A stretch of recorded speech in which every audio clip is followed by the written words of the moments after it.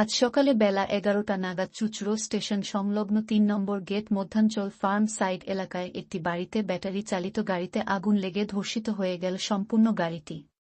ঘটনা শুনতে জানা যায় যে সকালবেলা গাড়িটি চার্জে লাগানো হয়েছিল, চার্জ দেওয়া হয়ে গেছিল, তারপরেই দেখা যায় ব্যাটারি গাড়ির পেছনের অংশ থেকে হঠাৎই গাড়িটি বাস্ট করে তাতে ঘরের বিভিন্ন টালি থেকে শুরু করে লাইটের কানেকশনও পুড়ে যায়। সেই আগুনে অবশেষে স্থানীয় এক কলের মিস্ত্রি সেই বাড়িতে কাজ করছিলেন, তিনি কিছু না পেয়ে গাড়িতে জল ঢালতে শুরু করে। এরপরে ঘটনাস্থলে আছে দমকল এসে আগুন নিয়ন্ত্রণে আনে। এই বিষয়ে কল মিস্ত্রি জানান, সাধারণ মানুষের কাছে অনুরোধ করেন যে কেউ যেন ব্যাটারির গাড়ি না কেনেন, তাতে এই যে ঘটনা, এই ঘটনা কিন্তু আবারও ঘটতে পারে।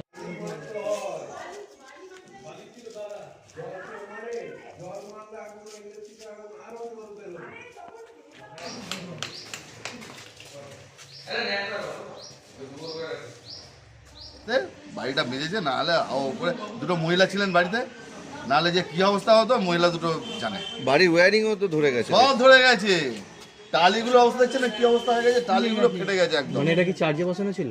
চার্জে বসানো হয়ে গেছিল, চার্জ হয়ে গেছিল, তারপরে হয়েছে। মানে এই যে ব্যাটারি গাড়ি, কি বলবেন এরকম যদি ব্যাটারি গাড়ি, এরকম গাড়ি মানুষ না কেনাই উচিত। পেট্রোলের গাড়ি তবু একটা রেহাই আছে, এ তো যা অবস্থা দেখলাম দুমদাম করে ফাটছে। এই জল ঢালবো কি, মনে হচ্ছে যে ছিটকে আমার গাড়ি লাগলো হয়তো।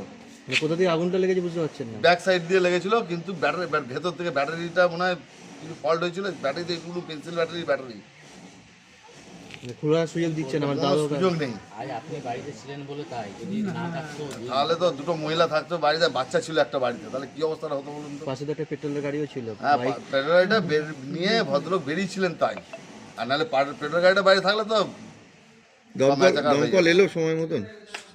এইটা নিয়ে আমি কোনো কমেন্ট করবো না। এসছে, আমরা যেরকম টাইম মানে খবর দিয়েছি ওনারা ঠিক টাইমেই এসছে। মানে আগুন নেভানো হয়ে গেছে ততক্ষণ? হয়ে গেছিলো তো অবশ্যই। গাড়িটা বাড়ির ভেতরে ছিল? বাড়ির ভেতরে ছিল, পরে বের করেছিল ট্রেনে।